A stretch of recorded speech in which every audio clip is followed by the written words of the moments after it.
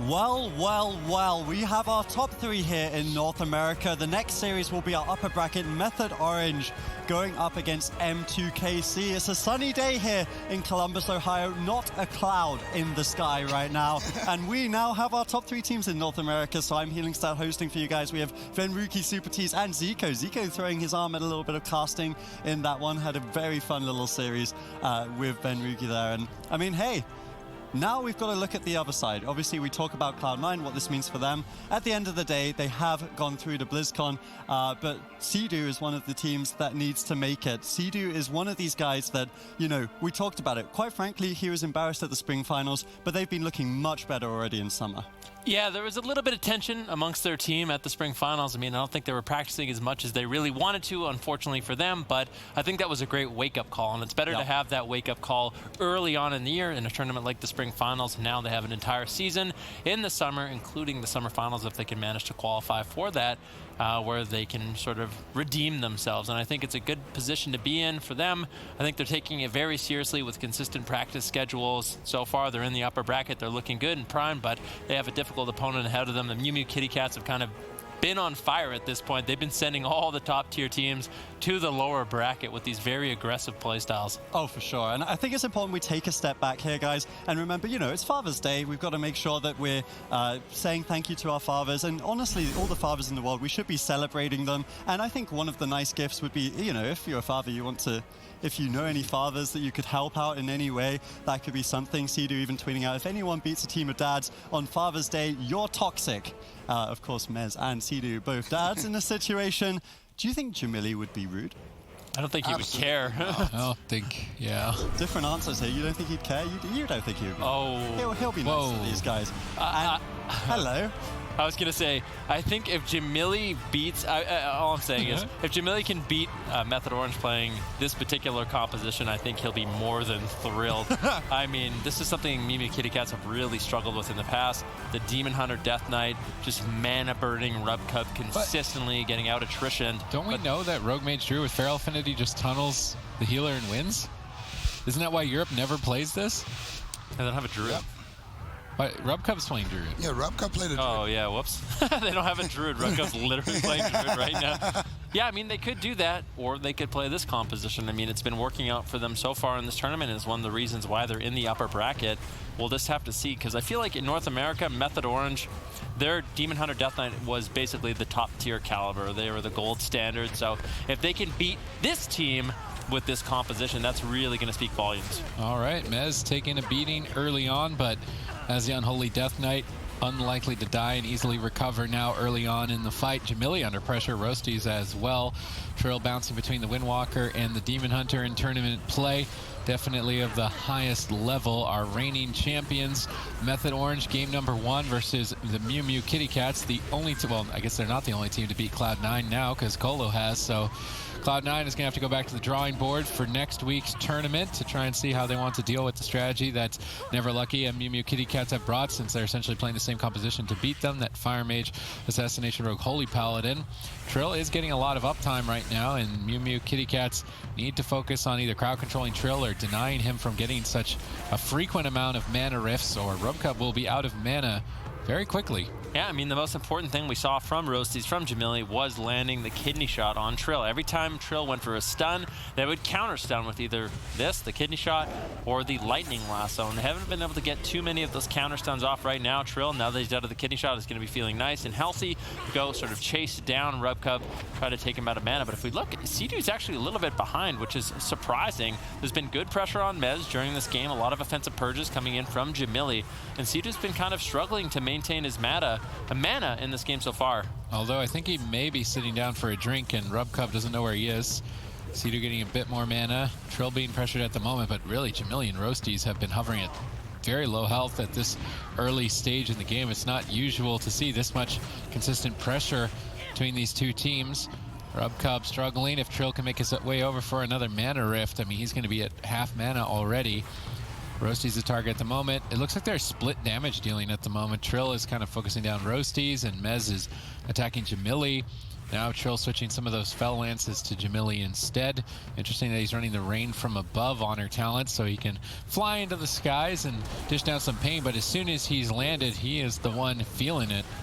Trill runs that talent more often fun, than really okay? anyone. I mean, sure, it's fun. And I think the reason why he does it is I feel like Trill is one of those players who really prides himself on doing max DPS. So being able to use that Rain from Above, it does provide a lot of bonus damage, but I'm not sure if it's necessarily the best talent. I mean, Trill obviously would know a lot better than I would, but it's not a talent you normally see other Demon Hunters run often. Mana Rift used on Roasties. I mean, it does damage as well, I suppose. But now on cooldown, if they stun Rub Cub, Sea-Doo stunned up. Mana surprisingly even. Still anyone's match. Trill getting blasted, big damage here as they force Blur from Trill. Potentially even getting a kill in the future. Lightning Lasso, silence on Sea-Doo, perfect combo. Trill's in trouble. Holding on by a thread, landing a double stun of his own. Nice. Managing to recover as a result. It's very important to hit multiple targets with that Chaos Nova, as it will spawn souls on the ground, which you can pick up and heal yourself. So landing a stun into 2 players, picking up a couple of the souls allows Trill to easily stay alive. Yeah, and good damage once again. Going to be cast out by Trill with that Rain from Above, doing damage to Rub Cub, doing damage to Jamili, putting out massive pressure for his team. Nicely done by Method Orange, by Trill. Now Jamili's in a little bit of trouble as they turn their attention over onto Mez, trying to get some counter pressure. Lightning Lasso used on Trill. Bit of a split strategy, split tactic coming in from Jamili, but the Lightning Lasso was used too early, and now Trill does not get denied on that Mana Rift. And I think this is a mistake. I feel like Mew Mew Kitty Cats was playing it a little bit more sloppy than we saw them play on Friday, or on Saturday, sorry, yesterday when they were playing. They had a lot more counter stuns onto the Demon Hunters, but today it hasn't been that case. Trill has had a lot of opportunities to land those mana rifts, so that might be something they want to consider switching up. Yeah, most definitely. If Rub Cub can maintain mana into dampening, then I see Mez as a target. Already actually using the Icebound Fortitude. Good pressure from M2KC so far. However, this composition doesn't end up working. I would like to see them try the Rogue Mage Druid in the strategy of running Feral Affinity and just running Sea-Doo down on the healer, because that strategy has locked Europe out of even selecting the Demon Hunter Death Knight. I mean, we didn't see it even once, so it's obviously potent if this one doesn't end up working. Yeah, look, Trill, Mez, good pressure here on Jamili. Rub Cub, 0 mana. He's completely zeroed out in this situation. Sea-Doo goes for a drink, but they did stop it. Nicely done by Jamili. Really heads-up play. If they can avoid Sea-Doo ever drinking, maybe they can even out that mana lead, but the stun over on Rub Cub, he's completely mana rifted down once again, and Trill's just going to focus on maximum damage. Roasties has to be careful. He's not getting cleaved down too much in this particular game. Sea-Doo in stealth right now. I think he's actually going for a drink. Is able to recover some of his mana. Let's see how much he can really get. And Method Orange now in a commanding lead. Sea-Doo 50% mana, gets the Iron Bark on Mez. I don't think Mez is going to go down outside of some sort of miracle attempt by Jamili and Roasties. Trill is all over the map. Rain from Above. I think this is actually going to be the killing blow on Jamili. Trill is doing the most amount of damage. I want to see a damage meter. I swear for the last minute, he's been doing like the combined damage of every member in the game. Just owning them. Method Orange take game 1. 1 point to the dads. Yeah, Method Orange on Father's Day given the gift of Mana Rift, and they're able to pull through the victory and secure it here against M2KC. But I do really want to talk about Trill because, yes, I mean, the one dad, the one non-dad on the team really lifted up. I think he really wanted to give a gift over to Sea-Doo and Mez here, because one of the big things is they were tunneling the Demon Hunter, right? Yesterday, M2KC were tunneling Thugonomics, but Trill does more damage. He's healing himself more, therefore. He's more slippery. This guy is an absolute king on the Demon Hunter. The king on the Windwalker as well. I felt like he was the MVP in their series yesterday, and today he just shows up. He's like, all right, what am I playing today? He shows up on the schedule. Shows up on the Demon Hunter here, and I think Rub Cub was the one receiving gifts, because look at his mana bar. He was gifted so many mana rifts this game. There is one for you right there, Rub Cub. And then, of course, he just dashes right back in Metamorphosis, gets out of that Lightning Lasso right there with the help of Mez's interrupt. Another I-Beam to refresh that Metamorphosis before it even drops down. Trill, just an amazing player when it comes to doing damage. And then, of course, as soon as this Metamorphosis is going to run out, about right there, I believe. He's going to go ahead and just fly up in the air. Not quite yet, actually. Nice mana riff first. Little drive-by mana riff there out of the bash first. And then while he's in the air there, it fades, and he's already on his way back up, dropping those fell lances. And, I mean, similar to Acro, Jamila was just so quick with the slash AFK there as well. you can tell. He knows. Oh, he hated that. He hated every second of that game. Limit sends their regards. Absolutely incredible. Trill is an absolute monster. I mean, if there's any questions that Trill was maybe not in top-tier fighting form at the Spring Finals, I mean, it's looking like he's completely reformed. I mean, he played phenomenally, potentially the MVP yesterday on his Windwalker Monk. Really no complaints whatsoever. The amount of damage he was able to do, the setups he was coming up with, beautiful. And today on the Demon Hunter, he just looks like he's on a different level once again. So Trill really holding it down here for Method Orange. This is Method Orange's tournament because Cloud9's gone. Yeah, it really is. And the boys. Cloud9 being gone, and if Method Orange keep playing at this level, I think this might just be the weekend of the Methods. Yeah, I mean, this tournament, like, look at the last two teams that are left. It's M2KC, who's done the dirty work with Cloud9 and the boys, and then you've got Never Lucky, who finished off that dirty work. It's basically, as long as Method Orange can be consistent and beat those two teams as they did reliably during the spring season, they will win this cup. And I mean, they're 140 points behind the boys on BlizzCon qualification. They would have an 80-point swing. So over half of that would already be reduced if they could win this. So everything to play for here for Method Orange. This could be the tournament where we really start believing in them as one of the front runners in North America for BlizzCon. Yeah, absolutely. And that would be great because, like we kind of mentioned, we haven't been super impressed here by Method Orange so far, but and even in last season, when they were playing this composition, they always did it with the Resto Shaman, but Sea-Doo, he's been showing up big time here on the Resto Druid, and I think he's the highest rated as well on the ladder on that Resto Druid, so you can tell he's really been practicing a lot of Resto Druid gameplay, and it's starting to pay off for them here in Method Orange. All they need to do here is take down M2KC, and then you can bet that Colo is just sitting right now like this. He's like, okay, Demon Hunter DK. Okay, Zach, you are a Demon Hunter. Okay, we have DK. All right. And he's probably going to be running the same thing if M2KC drops down in the lower bracket. And then all Method Orange needs to do is beat, M2KC, Never Lucky, and that's it. Yeah, I mean, you're absolutely right. Colo is definitely going to be looking at this game right now thinking, who's going to drop down into us. But, I mean, this has been honestly great. Like, I've been watching Sea-Doo stream a fair bit. I'm sure majority or a lot of people in the chat also watch him. He's playing Classic. He's playing as Shaman. He tabs out. He enters an arena game. He gets blinded. He tabs back into Classic. Then he tabs back into BFA. Keeps playing. But he's always on the Druid during these practice sessions. Doesn't matter if it's Trill and Sam or Trill and Mez. He has been putting 120% of his effort into this Druid. And I mean, we know why meta-wise, and it's paying off. Yeah, I was going to say, we know why. I mean, Restoration Druids right now are really, really powerful. They have a lot of different compositions they can run. They fit well with a mage, so that pairs well with Sam-I-Am. They also fit really well into these different cleave setups. So I just think it was an investment that was obviously incredibly worthwhile for Method Orange. Sea-Doo has been doing a good job. Not many mistakes that I've been seeing whatsoever.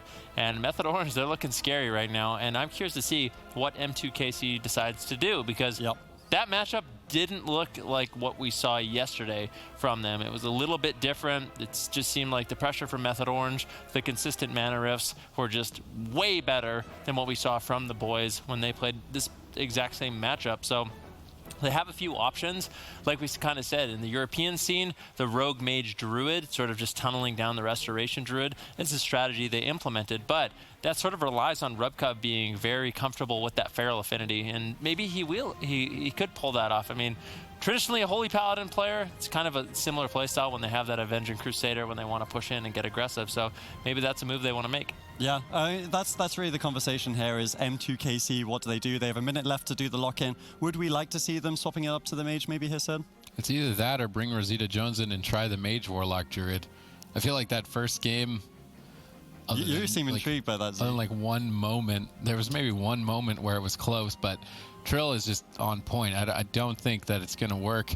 What they're trying with the Elemental Shaman and the Rogue, or maybe even a Shadow Priest and a Rogue, something else. Mage Warlock Druid would obviously be the best choice if they have it prepared, and then see Rosita Jones in play. But if it's not prepared, then I don't know why you wouldn't try the Rogue Mage strategy. And just give it a go. I mean, you still got a second chance with the lower bracket available. If it ends up working, then you no longer, like, this composition 9-0'd M2KC in spring and stopped them from qualifying. 9-0'd for the them. same thing.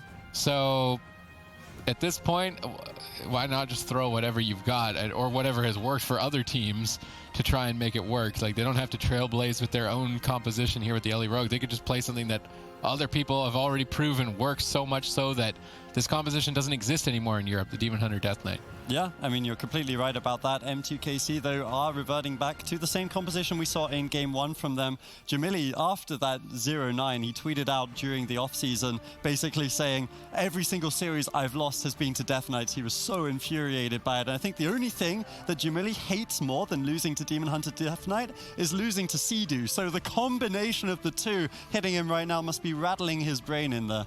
Yeah, and it's on Father's Day as well. I mean, it can't get worse for him.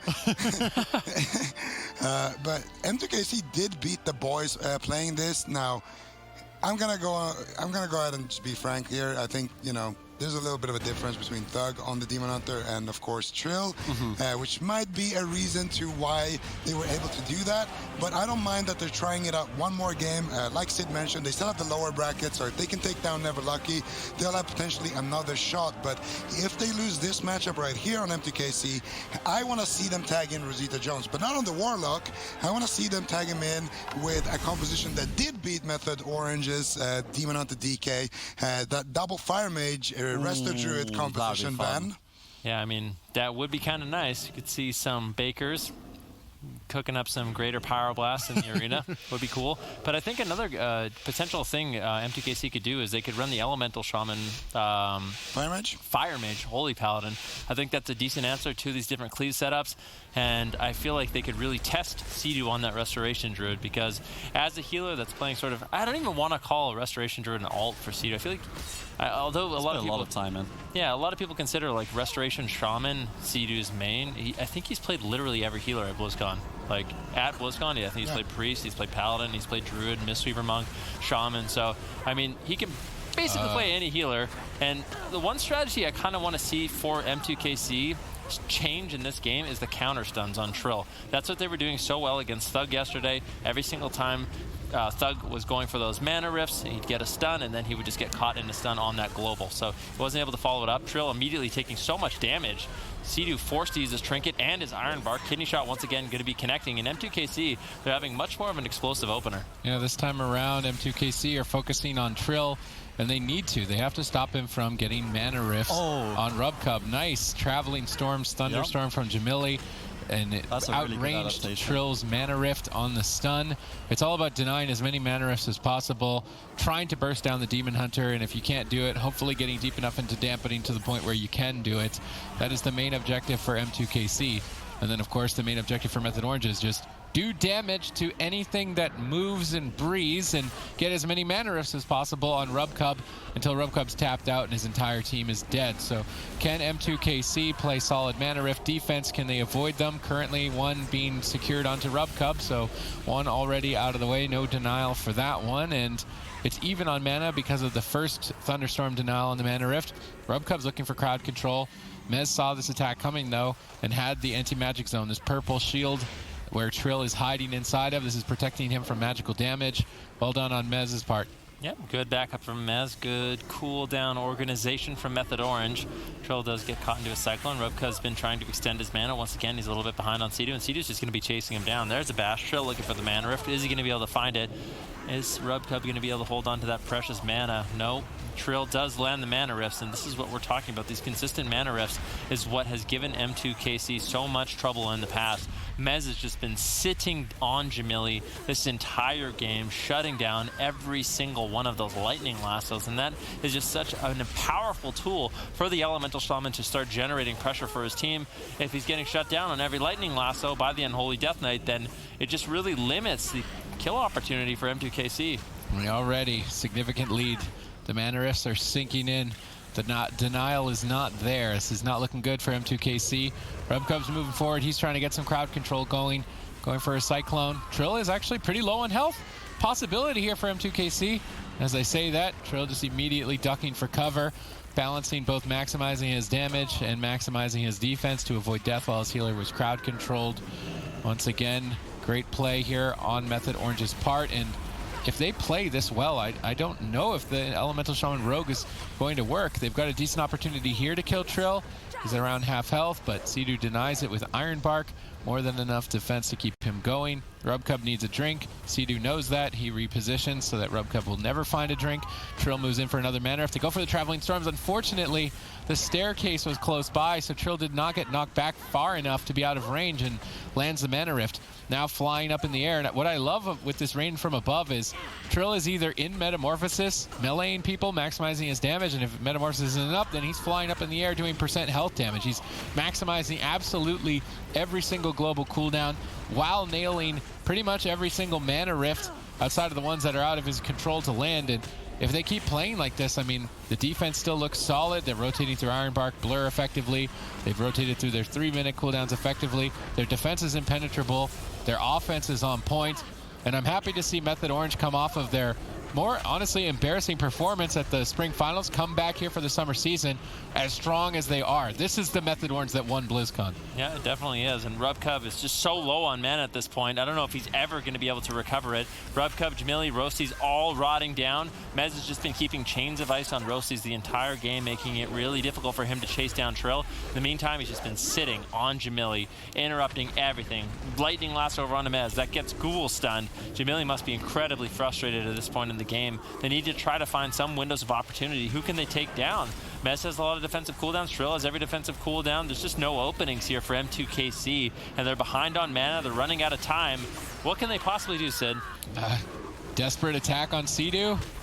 I mean, try and kill him in a kidney shot lightning lasso. Trill has all defense. Mez has most of his defense. Sea-Doo has his as well. I mean, it's pretty much just game over at this point.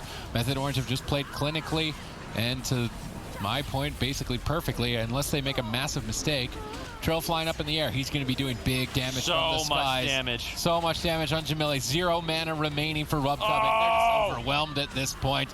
Jamili looking like he's going to fall. Desperation lightning lasso interrupted instantly by Trill. Rubcub just wants to drink, but his shaman is dead. He's never going to drink. Everyone is stunned, and Jamili is going to fall. Method Orange closed this out and put M2KC on match point. Method Orange are looking clean and precise here. 2-0 up and 1 game away from the grand final. They couldn't have asked for a better start to summer. No, definitely not. I mean, they won every single game yesterday. They won every single game so far today. And we've been hammering on it a little bit, but Trill on the Demon Hunter, playing that rain from above is such a key factor for them because, you know, activates his Metamorphosis, has a whole bunch of leech, make sure that he can sustain himself through the burst, and then of course he uses his I-Beam, again Metamorphosis, combined with that Soul Leech again, healing himself up even more, and then as soon as that is over, he just flies up in the air, and what that allows him to do is, number one, it allows him to reset his I-Beam cooldown, but it also allows him to do percentage HP damage, which of course is super valuable in the current meta. Percentage-based abilities are, I would say, the strongest ones right now in the game, which is also a big reason to why this composition is so good. You know, Necrotic Strike also being a percentage-based ability. You can see every single one of these Fell Lances doing, I think, 8% of Jamili's total HP. It's just so much DPS, and then you combine that with the Necrotic Strike as well. They end up doing so much damage here on the side of Method Orange, and I really like what they did here in the end as well. They stopped chasing Rubcub for a split second there when he was trying to drink, and instead they just fired all cylinders onto the LA Shaman of Jamili and just forced Rubcub to come back with damage, and that's a mistake that a lot of teams do, where they just keep chasing the healer. Sometimes you gotta just stop and just pop all your CDs on somebody. Yeah, I mean, incredibly well played by Trill. Also the fact that he's in Metamorphosis the whole time, I think it gives him haste, right, which is what he needs to actually land these mana rifts consistently against the relentless of Rubcub. Trill's playing insane. Method Orange are 2-0 up in the series. It just feels like there's a rift between the two teams right now. Welcome back, ladies and gentlemen. You find us 2-0 up here for Method Orange, playing against M2KC, 1 game away from the grand finals. And hey, Method Orange are playing for BlizzCon. If you want to support them, then you saw the advert for the toys. You can buy some toys. Maybe that prize pool goes towards Sea-Doo, a nice Father's Day gift for him. Maybe even Mez as well. So this is the kind of situation we're in right now. We're looking for Method Orange to make it to the grand finals. If they make it to the grand finals and win that, they close the gap significantly on the boys and will be so close to BlizzCon, honestly, at that point, even if they don't win the summer season. I'm Healing Star hosting for you. We've got Venruki, Super Tees, and Zico. Composition changes. What? M2KC are going over to the Cleave. Jamili Windwalker. This is something I've never seen before. I never thought I would see it, but here we go. M2KC, Rosita Jones finally being tagged in on the Unholy Death Knight. Would you guys ever would have imagined that they added Rosita Jones so they could run Windwalker Death Knight? No. Knowing Jamili, I wouldn't be surprised by anything, to be honest. I mean, we know that he plays Death Knight. He's done it in the past, but I think the real surprise is Jamili. Yeah, that's what I'm... Here. Yeah.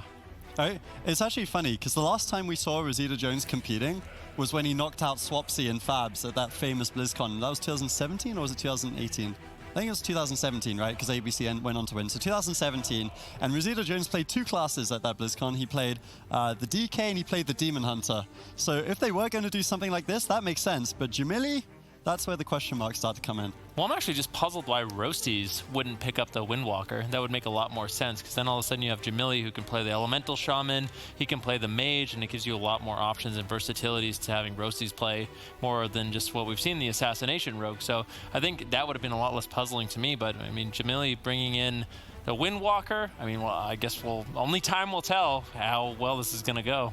Yeah. What do we think about Roasties? Because this guy, he's only played Rogue, and not only that, he's only played Assassination Rogue for about 3 years now. Yeah, I was going to ask, have we actually seen Roasties play anything but Assassination Rogue?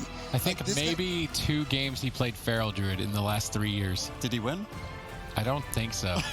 Okay, maybe that's why. I don't know. Even when, I remember, even in Legion, when Sub-Rogue was just superior in Mirror, he was always just playing Assassination Rogue, and he used to be one of the best Sub-Rogues. It's kind of just strange to me why he hasn't, picked up more specs, or at least picked up a couple of more alts. I feel like it's pretty common nowadays that you see, people trying to flex a little bit more, especially a roster like M2KC, who could definitely use, a melee expert. We see Nixie, we see Waz, they're playing Windwalkers, they're playing, all kinds of stuff. I would love to see that from Roasties as well. All right, we're here on match point. Method Orange look to advance 3-0. Probably, I mean, this is the first time we've seen Jamili Windwalker.